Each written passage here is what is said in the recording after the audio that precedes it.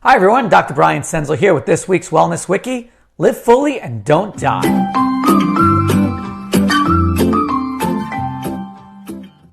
For the past several weeks, I shared about 3 of my 4 food deal breakers mentioned in my book, Dream Wellness, The 5 Keys to Raising Kids for a Lifetime of Physical and Mental Health.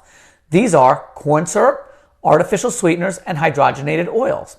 As promised, this week I will let you know why artificial food dyes or coloring made that list and how to avoid them.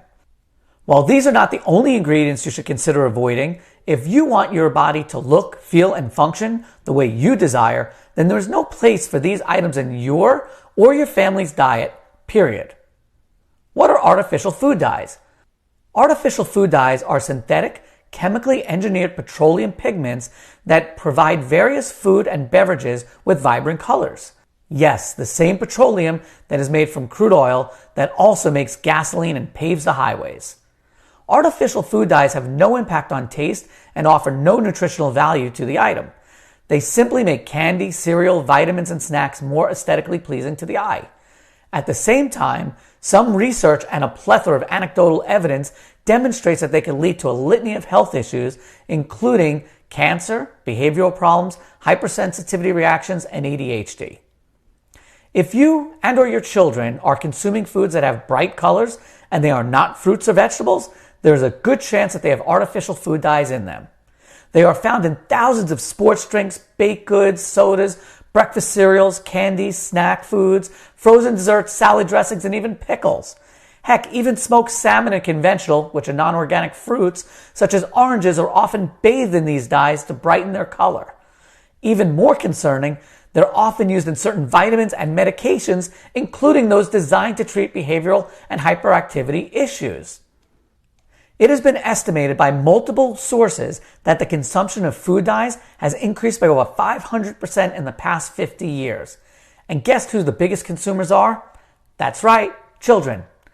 While the United States regulatory agencies like the Food and Drug Administration, the FDA, deem artificial food dyes to not pose any significant health risks, they openly acknowledge that some of the ingredients within the dyes have been shown to be cancer-causing and affect some children's mental health and behavior.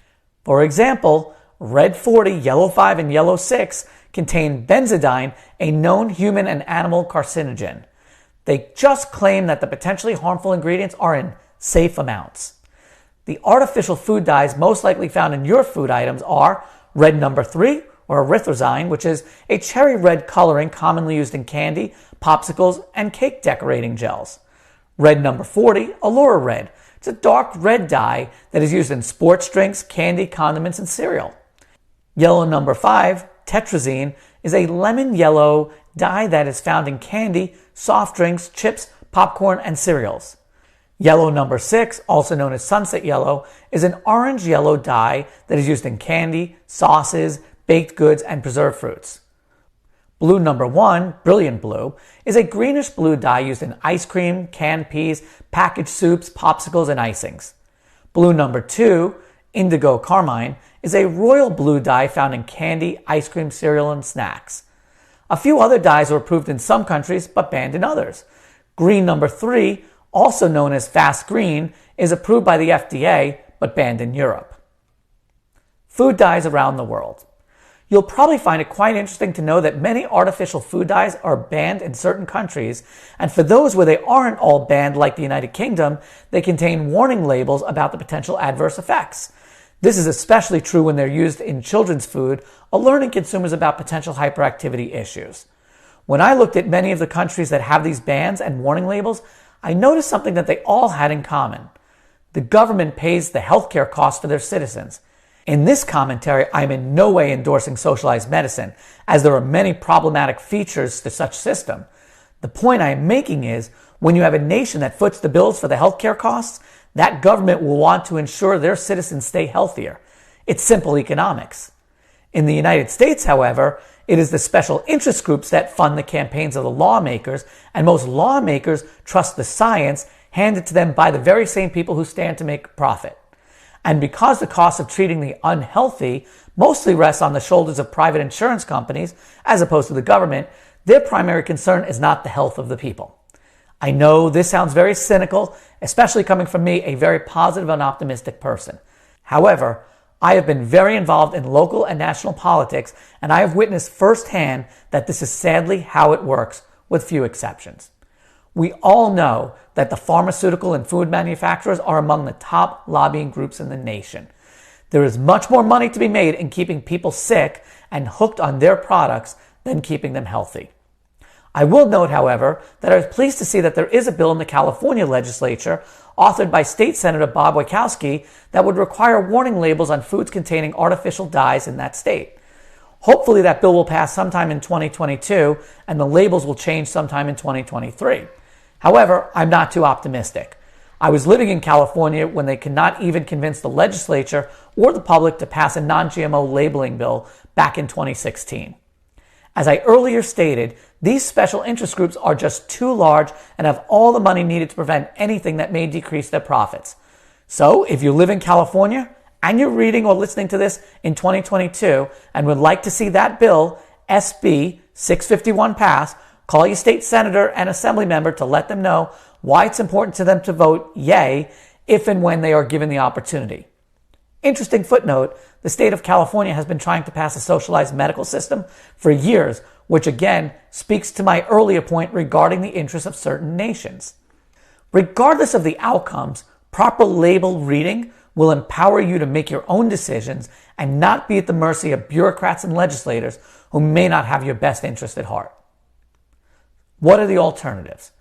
Just like many of the countries around the world that have opted out of synthetic food dyes, there are many ways to get your food and drink to look more exciting.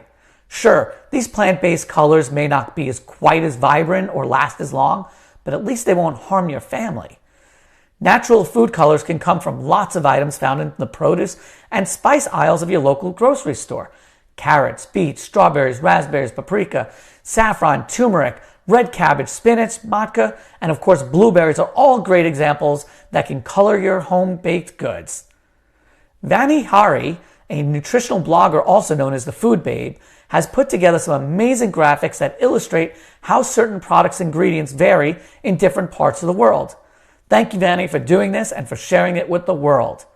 Not only will you notice that they don't use artificial food dyes, but other ingredients that I talked about over the past weeks, including high fructose corn syrup, artificial sweeteners, and hydrogenated oils, have also been removed. Personally, I don't have time to make my own food coloring or decorating sprinkles, so I buy them from my favorite stores that carry organic and natural products, such as Whole Foods and Trader Joe's. Note, not everything in those stores are natural, so you still must look at the labels. It's just that the most regular stores don't even sell the good stuff. You can also purchase them online, and in the show notes or in this blog, you can see some of the natural food colorings and sprinkles that I recommend that are better alternatives. In summary, there's no doubt, unless your child attends a birthday party hosted by parents who are extremely committed to keeping the healthiest household possible, your children will encounter their fair share of artificial food dyes pretty much every weekend they celebrate the anniversary of the friend's trip around the sun. That said, you can teach them the value of making good choices without them feeling deprived. For example, they can choose the section of the cake without the yellow or blue flower or their friend's name. Empower them to choose the parts that are all chocolate or vanilla. This, of course, does not mean that those pieces would be free of corn syrup or hydrogenated oils, but at least you'd be eliminating most of the artificial coloring. While more independent research is needed to prove that artificial food dyes may be harmful, there is more than enough evidence from parents noticing differences from their children when they consume the dyes from when they don't. And like I've stated in the past, just because something may be deemed safe does not mean that it is healthy. Whether it is allergies, behavioral problems, migraines, impulsiveness, fidgeting, irritability, fatigue, moodiness, anxiety, aggression, respiratory issues, liver problems, digestive problems, or even brain buzzing, the body just does not work as well as it should when it's constantly ingesting toxic chemicals. As I've stated in my previous messages, a diet rich in natural whole foods with limited to no processed foods will set you and your family up for success. As one of my mentors, Dr. James Chestnut, states, poor health is not always the result of bad luck, bad germs, or bad genes. In many cases, it's bad choices. Whenever possible, choose natural, choose organic, and choose healthy. If you enjoyed this week's Wellness Wiki, please share it with others and be sure to subscribe to our YouTube channel so you never miss a message that may change your life or that of your family. Until next time, we look forward to helping you and your family live your dream every day.